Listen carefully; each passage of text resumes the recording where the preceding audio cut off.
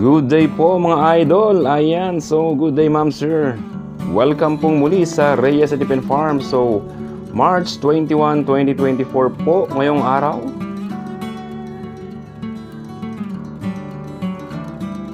Nasigla ng hapon. Ayan, so magdidilig po tayo ng dragon fruit. So ganito po kami magdilig ng dragon fruit. Ayan, so medyo focus mo po yung pinay. Ayan. Ayan, so ganito po kami magdilig ng aming mga dragon fruit. No? Dati po, nung wala pa kaming power spray, tabo-tabo lang kung magdilig kami. So mahirap yun. Pag itong tinabo-tabo mo lang, time consuming, tapos talagang nakakapagod siya. Pero yun talaga yung simula po namin. And buti na lang, mas mapundi pa noon yung mga poste namin. So medyo tolerable naman, kaya pa naman. Pero ngayon po, kailangan po talaga ng ganito, lalo summer. Kung mapapansin po rin nyo, ngayon po ay El Nino. Kumbaga, may El Nino phenomenon tayo, wala talagang ulan dito sa amin. Magtatlong buwan na po na wala talagang ulan. So ganito po tayo magdilig ng dragon fruit. So kung papansin niyo po yung lupa namin, no? Yung laman po talaga nito is puro mga cow manure po. Wala po talagang lupa dito na yung asin lupa. Yan, pag-i-focus sa camera, no? Ayan, pan po yan, cow manure, tapos mga bulok na basura, yung mga leaves, yun po, goat manure, yan, pinaghalo-halo po, no? Tapos, ito pong nakikita nyo yung kulay black po na ito, it's carbonized rice hull. Kung mapapansin nyo po, hindi po talaga namin sadyang inihalo dito sa mga cow manure. Pero dati po meron na po mga naihalo dyan, mga rice hull. Pero ngayon po, hindi po namin sadya na inihalo. Nilagay lang po namin yan para dalawang purpose po niyan. Isang purpose po niyan is hindi makakyat yung mga kuhol. Kasi ayaw po ng mga kuhol yung gaspang ng yan, yung carbonized rice hull na po na yan. Isa pa po, tawag ito, pampaganda po ng ugat ng dragon fruit ang mga carbonized rice hull. Bababa din naman po yan, lalo pag dire-diretso yung ulan, bababa din po yan. Ayan, kaya nga kung mapapansin nyo, punong-puno po sila ngayon kasi full maintenance po kami ngayon. Na puno po namin itong mga plant boxes na mga organic materials. Basta pag umaabot yan ng tag-ulan, umabot yan mga December, mababa na po yan, lupa na yan. Kaya kailangan punuin. So yan, napuno po natin and nilagay po natin ito. Ayan, itong mga carbonized rice hull po natin. So basta pampaganda po ng tanim yan. Ayan. Tapos sa pagdidilig, ikumpara nyo po yung mga haba, itong mga haba ng mga sanga sa ibang mga farms po na napupuntahan po ninyo. Di ba yung ibang mga farm maiikli pa lang yung mga sanga nila. Dahil lang po yan sa lupa ginagamit po natin. So sa amin nga, sabi ko kanina, puro mga organic materials po yan. Wala po talagang lupa. Kung meron man, yung mga black soil po, pero actually wala. Tapos yung mga cow manure po natin, ito po yung pino. So mapapansin niyo po yung, hindi siya yung buo-buo. Kasi galing po ito sa may kwadra mismo. Yung bahay mismo ng baka. So pinapala na yun, dry na dry po. Magandang magkuha ng cow manure sa kwadra pag yung mga ganitong buwan, yung March, ganyan. Kasi po, tuyong-tuyong po yung mga dumi po nila. Tapos dry na dry po, super dry. Kaya right na po nilalagay na namin dito. Ayan po, ano. Tapos talagang babasahin nyo po pag magdidilig po tayo, grabe. Ganito po talaga. As in basang-basa para, ayan, kasi lalo, 2 months po ako nawala dito sa farm. So, hindi masyado nadidiligan. Halos once every 2 weeks na lang yata noon. So yan, nung January, February. Pero ngayong March po, no, pipilitin po natin na kahit twice or thrice a week kailangan natin magdilig. Napaka-importante po ng tubig talaga.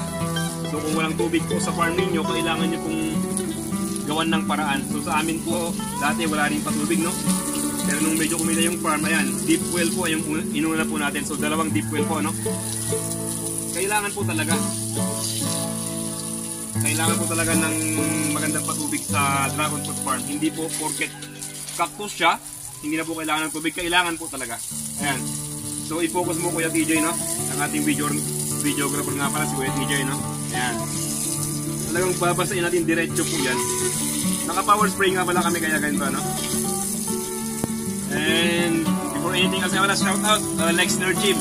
So, Kuya Alex, alam ko matagal na po itong stando na ito sa inyo. Ilang taon na ba? Umalis kasi ako ng Muntinlupa 2014. So, ibig sabihin itong damit po nito nasa more than 10 years na. Ito? Parang acid ba? Naging acid na rin to, yung stando na ito. Ang damit na ito ay parang kuwan na. Basta, maganda yung... Basta, Kuya Alex, salamat sa stando mo ha. More than 10 years na pero ginagamit ko pa. Diba? Ayan. So, ito po pagdidilig po ha. Yan lang po, no? Talagang sobrang dami. Kailangan marami po talaga. Ayan. So, mapapansin nyo, yung mga dating ipukot mo kanina dito sa kabila. Yan, ipagita mo yung mga yan mga natapos na po yan, DJ. Yan po yung mga natapos natin is mga ilan ba? 24 14, 28 mga 28 is mga isang oras. So, ganyan yan po kayo magdilig, no? Matagal po. Mga 30 poste isang oras. 30 poste, mga isang oras na pagdidilig po. Kasi talagang kailangan niya ng maraming tubig. Yan. Ayan po, ano? Medyo malayo yung source ng tubig natin kaya mahaba po itong hose natin. Pero kaya po ng power spray.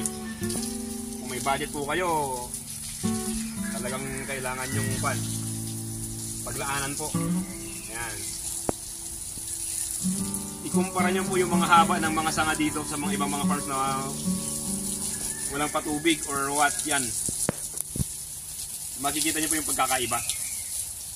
Ayan. Medyo mataas yung post namin, pero wag po kayo mag-alala kasi ang mga bunga po ng dragon fruit sa mga baguhan po ang bunga po ng dragon fruit nandito lang po sa baba. Ayan, parang nandito lang po. Ayan, may electrical po. Ayan. Tapos, mapapansin niyo may tama din. Kung may focus lang sana sa camera, no? May mga tama din. Tatanggalin po natin. So, sa ngayon, hindi pa natin nagagawa kasi kulang sa time. Pero pag may time po, lilinisin din po namin. Ayan. Kung may mga questions po kayo, i-message lang po sa comments box at pag-usapan po natin, sasagutin po natin. So, pagtulungan natin iangat yung dragon fruit farming sa Pilipinas, no?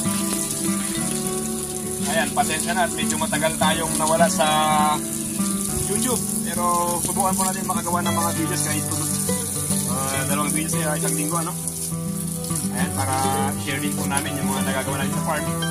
Sa mga bago lang ulit sa channel namin, nasa 8 years na po kami sa dragon fruit farming. So, nasa 100, dati nasa 101 poste kami.